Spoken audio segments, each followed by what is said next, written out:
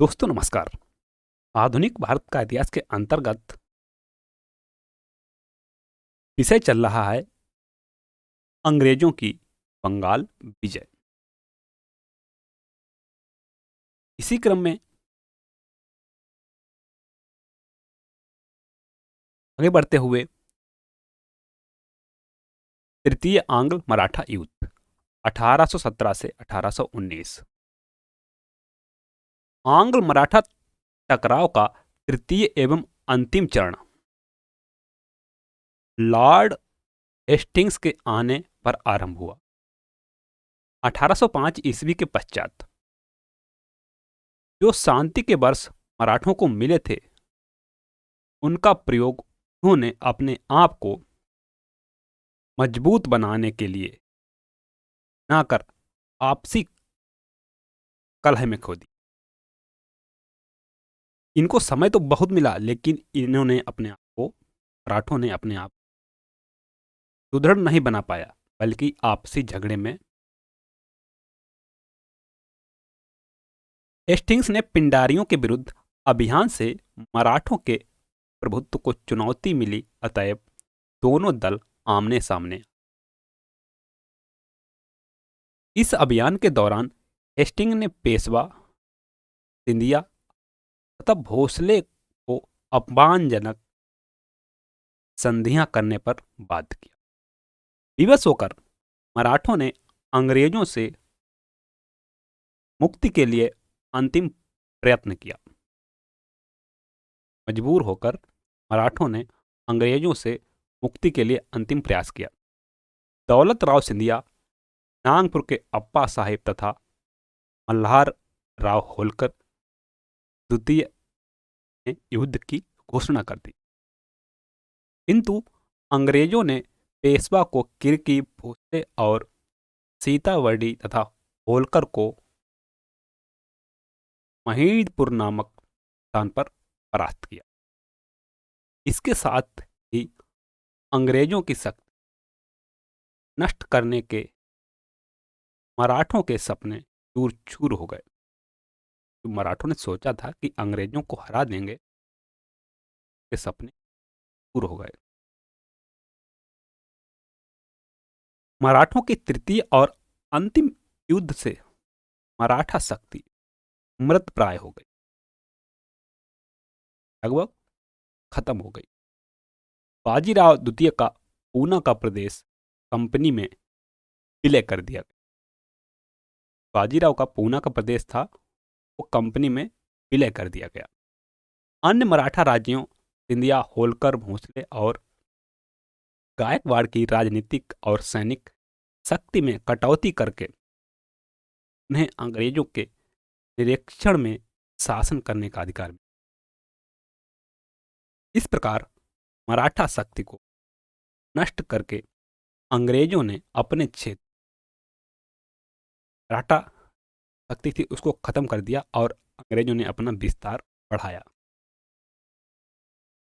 वस्तुतः 19वीं शताब्दी के आरंभ में वे सभी भारतीय शक्तियां जो मुगल साम्राज्य के अवशेषों पर खड़ी हुई थीं और अपनी सत्ता और शक्ति स्थापित करने के प्रयास में लगी थीं, अंग्रेजों द्वारा पराजित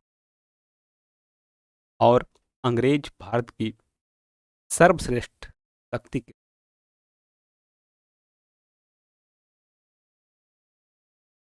मराठा शक्ति की पराजय के कारण छत्रपति शिवाजी ने इस मराठा शक्ति की स्थापना की थी और बालाजी विश्वनाथ, बाजीराव, बालाजी बाजीराव आदि पेशवाओं ने जिसे चरमोत्कर्ष पर पहुंचाया था।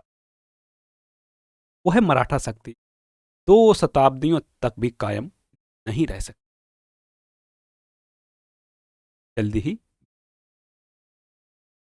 पेशवाओं ने जब मराठा शक्ति को चरमोत्कर्ष पर पहुंचाया था, उस समय मुगल पतन की ओर अग्रसर थे। मुगलों का पतन हो रहा था और भारत की कोई भी अन्य शक्ति मराठों के इर्द गिर्द नजर नहीं आ रही थी और जो शक्तियां थी मराठों के बराबर नहीं थी। अचानक भारत ने सॉरी अचानक अंग्रेजों ने भारत में विस्तारवादी नीति अपनाई और उनकी इसी नीति का शिकार मराठा शक्ति। अंग्रेज अपना विस्तार कर रहे थे और उनकी इसी विस्तारवादी नीति का शिकार मराठा शक्ति हो गई। मराठों का अपकर्ष अनेक कारणों से हुआ। अपकर्ष अर्थात उत्कर्ष का विलोम, नीचे गिरना। कुछ कारण आंतरिक थे तो कुछ बाह्य। देखते हैं क्या कारण थे। परस्पर विश्वास का अभाव एवं महत्वाकांक्षा। मराठा राज्य भारतीय राज्यों में सर्वाधिक शक्तिशाली था, परंतु कालांतर में उनमें पारस्परिक अविश्वास तथा व्यक्तिगत महत्वाकांक्षा की भावना घर कर गई। इसके कारण क्या हुआ, उनके राज्यों में विभाजन हो गया। इस प्रकार मराठा साम्राज्य कई स्वतंत्र राज्यों का एक संघ बन गया। संघ की जितनी भी इकाइयां थीं, उन सभी के क्षेत्र और अधिकार अलग अलग थे। मराठों के सरदार पेशवा, होलकर, सिंधिया, भोसले आदि बहुधा आपस में लड़ते झगड़ते रहते थे। जो भी मराठों के सरदार थे वो आपस में लड़ते झगड़ते रहते थे। उनमें एकता का सर्वथा अभाव था। अब इसी का लाभ अंग्रेजों ने उठाया। फलतः मराठा संघ अत्यंत शिथिल और कमजोर हो गया। जब आपस में लड़ रहे सभी अलग अलग हो गए, मराठा संघ अत्यंत शिथिल और कमजोर हो गया। दोषपूर्ण आर्थिक संगठन। मराठा साम्राज्य के आर्थिक संगठन के दोषपूर्ण होने के कारण भी मराठों का पतन अवश्यम भी था। इसी ठोस अर्थनीति के अभाव में आर्थिक स्तर को ऊंचा उठाना कठिन होता है, और अर्थ के अभाव में, धन के अभाव में किसी भी राष्ट्र का राजनीतिक उत्थान और विकास संभव, अर्थात धन ही हर मामले की बुरी है। मराठों की सबसे बड़ी त्रासदी यह थी कि महाराष्ट्र की बंजर भूमि के लिए उपयुक्त नहीं थी। महाराष्ट्र की बंजर भूमि कृषि के लिए उपयुक्त नहीं थी और ना ही वहां व्यापार चल सकता था, जिससे मराठों को चौथ पर निर्भर रहना पड़ता था। यही कारण है कि पड़ोसी राज्य उनसे सदा अप्रसन्न रहते थे और संकट के समय मराठों को सहायता करने से करते थे। जो पड़ोसी राज्य हैं वो अप्रसन्न हैं, जब कोई संकट आया तो मराठों की सहायता करने से वह करते थे। विकेंद्रीकरण। शिवाजी की मृत्यु के पश्चात मराठों में जागीर की प्रथा फिर से आरंभ कर दी गई। इसे प्राप्त करने के लिए मराठा सरदार निरंतर संघर्ष से रहते थे। दुर्भाग्यवश 18वीं शताब्दी के उत्तरार्ध में अहिल्याबाई, तुकोजी, माधवजी, नाना फडणवीस जैसे योग्य मराठा नेताओं की मृत्यु के पश्चात उनकी जगह पेशवा द्वितीय बाजीराव, दौलतराव सिंधिया, यशवंतराव होलकर आदि स्वार्थी तथा अदूरदर्शी तत्वों ने ले ली। ये सभी स्वार्थी भी थे और इसमें दूरदर्शिता का अभाव था। इन सबके मध्य पारस्परिक कलह तथा आपसी प्रतिस्पर्धा के कारण, आपसी प्रतिस्पर्धा भी रहती थी और कलह भी रहती थी, के कारण मराठा साम्राज्य में विकेंद्रीकरण की प्रवृत्ति सक्रिय हो रही थी। आर्थिक विषमता। मराठों की सबसे बड़ी कमजोरी थी कि वे कभी आर्थिक विकास की ओर ध्यान केंद्रित नहीं करते थे। कि जब आप आर्थिक विकास की ओर ध्यान केंद्रित नहीं करेंगे, धन का अभाव हो जाएगा, तो ऐसे में राज्य का जो विकास है वह रुक जाएगा। बल्कि आर्थिक संकट उत्पन्न होने से लूटपाट किया करते थे। ऐसी सरकार ना तो जनता से सहानुभूति प्राप्त कर सकती थी और ना ही सहयोग। ऐसी व्यवस्था में मराठों का पतन अनिवार्य था। मराठों का आर्थिक प्रबंध भी सुव्यवस्थित नहीं था। वे ना तो आर्थिक ढांचे को मजबूत बना पाए थे और ना ही शांति तथा व्यवस्था बनाए रखने में सफल हुए थे, अर्थात हर तरीके से फेल हुए। उन्होंने प्रजा को शिक्षित करने का कोई प्रयास नहीं किया और प्रजा की सुख सुविधाओं का उन्हें कभी ख्याल ही नहीं रहा। तो ऐसे में प्रजा भी क्या हुई, से नाराज हुई। दोषपूर्ण सैन्य व्यवस्था। मराठों का सैन्य संगठन भी दोषपूर्ण था। एक तो उन्होंने अपनी प्राचीन सैनिक प्रणाली तथा छापामार रणनीति को त्याग दिया था। दूसरी ओर यूरोपीय आधार पर वैज्ञानिक संगठन बनाने में भी वे पूर्णतया असफल थे। यद्यपि कई मराठा सरदारों ने यूरोपीय रणनीति में पारंगत कई यूरोपीय, विशेषकर फ्रांसीसी अफसरों को अपने यहाँ से नियुक्त कर पाश्चात्य युद्ध प्रणाली में स्वयं को दक्ष कर लिया था, तथापि उनका संगठन अंग्रेजों की अपेक्षा सदैव निम्न कोटि का बना रहा।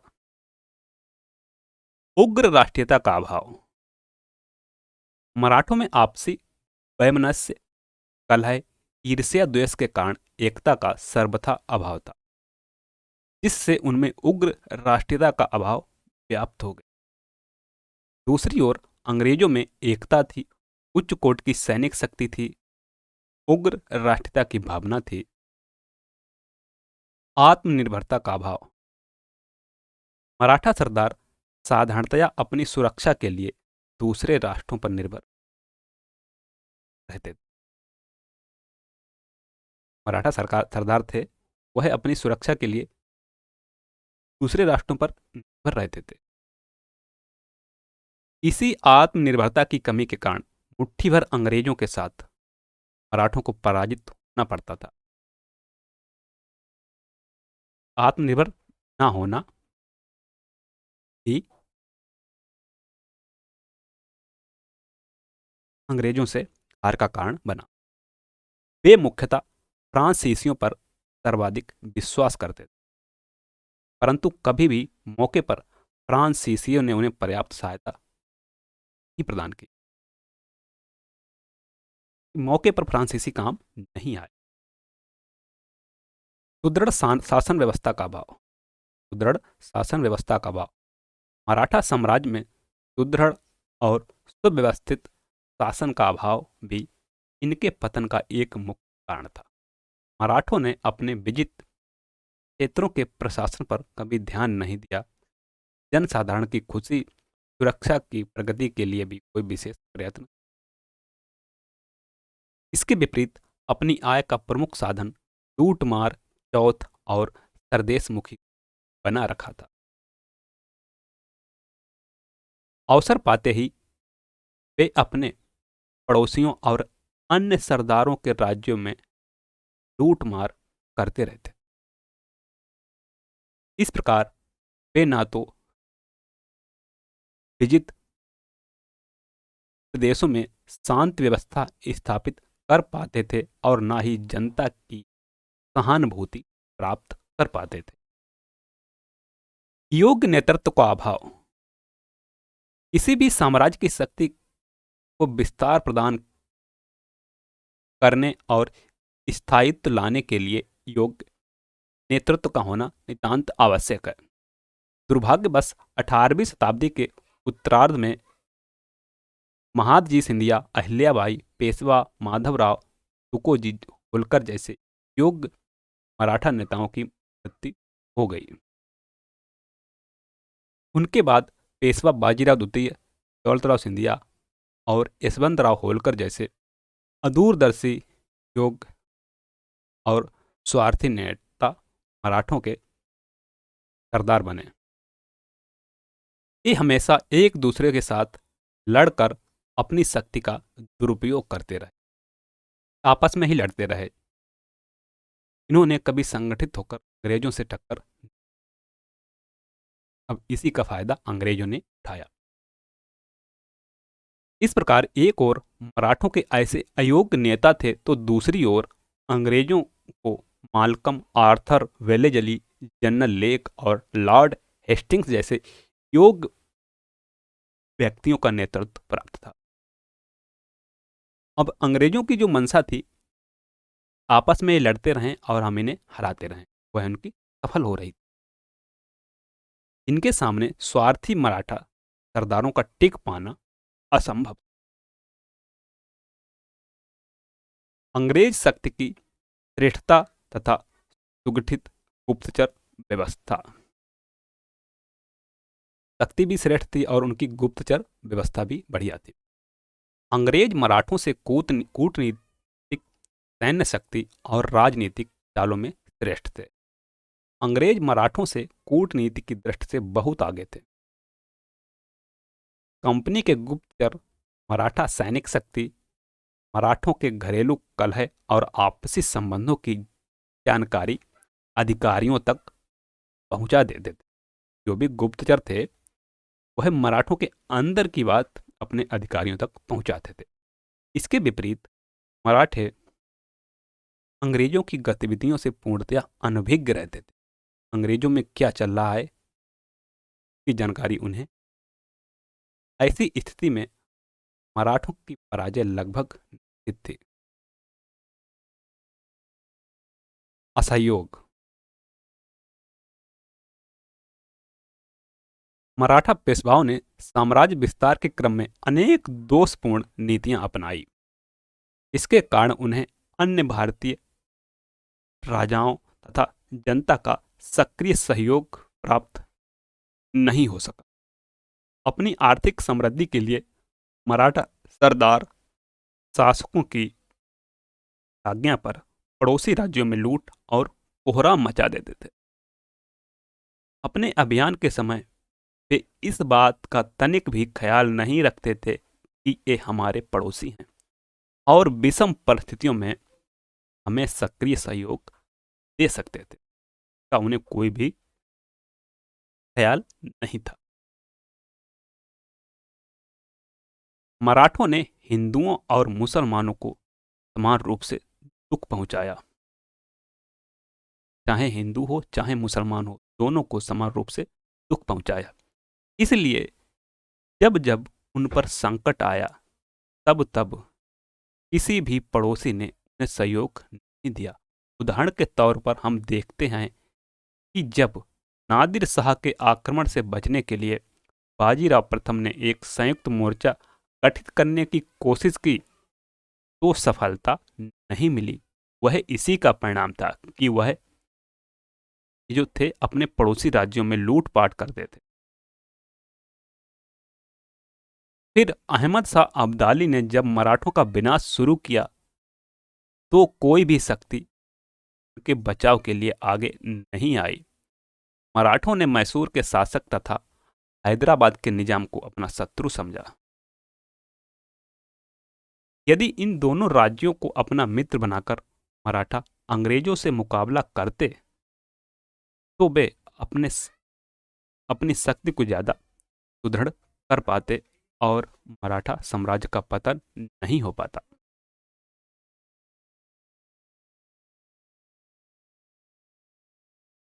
राजपूत राज्यों के साथ मराठा शासक हमेशा कठोर व्यवहार करते और उनकी जनता को हमेशा लूटते खसोटते। इसलिए राजपूतों ने उनके प्रति सहानुभूति नहीं दिखाई। उच्च आदर्श का अभाव, मराठे राष्ट्रीय भावना से प्रेरित थे तो थे, पर उनमें उच्च विचारों, बंधुत्व, भाईचारा, सहयोग और उच्च आदर्शों का सर्वथा अभाव था। उन्होंने कभी भी संपूर्ण भारतीयों को बंधुता की भावना से नहीं।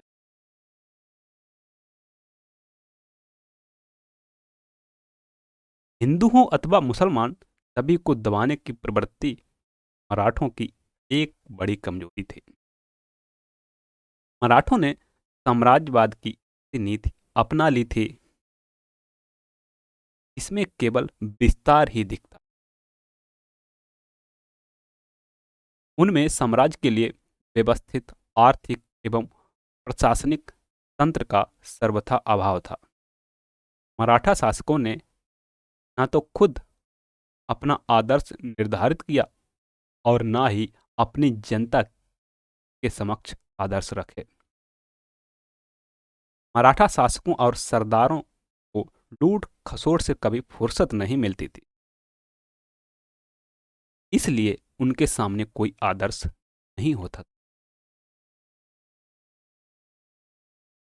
मराठा साम्राज्य उसी पतनशील समाज का प्रतिनिधित्व करता था जिसका मुगल साम्राज्य। मुगलों के भांति ही मराठे भी राजस्व वसूली तक सीमित रहे और नवीन अर्थव्यवस्था के निर्माण पर उन्होंने ध्यान ही नहीं दिया। जो भी आ रहा था उस पर ही निर्भर रहे, नई कोई तकनीक ईजाद नहीं की। सेना नायकों का पारस्परिक मतभेद और एक दूसरे की संपत्तियों की अवहेलना, अलग योजनाएं, अपनी दोषपूर्ण नीतियों से सहयोगियों की संख्या में कमी लाना, परवर्ती युद्ध और सैन्य नीति ने मराठों के पतन में अहम भूमिका।